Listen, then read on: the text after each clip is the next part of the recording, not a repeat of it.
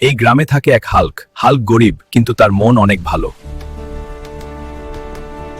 গ্রামের সবাই হাল্ককে খুব ভালোবাসে, কারণ হাল্ক সব সময় উপকার করে। একদিন গ্রামে ভয়ঙ্কর এক মহামারী ছড়িয়ে পড়ে। হাল্ক ছাড়া এটা কেউ ভালো করতে পারবে না। চাচা হাল্ক, গ্রামটা বাঁচাও। এই রোগ ভালো করতে হলে সাগরের কাঁকড়া রাজ্যের কাঁকড়ার ডিম লাগবে।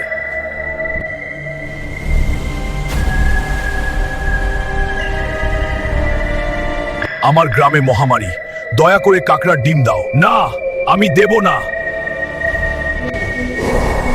গ্রামের জন্য হাল্ক ভয় পায় না।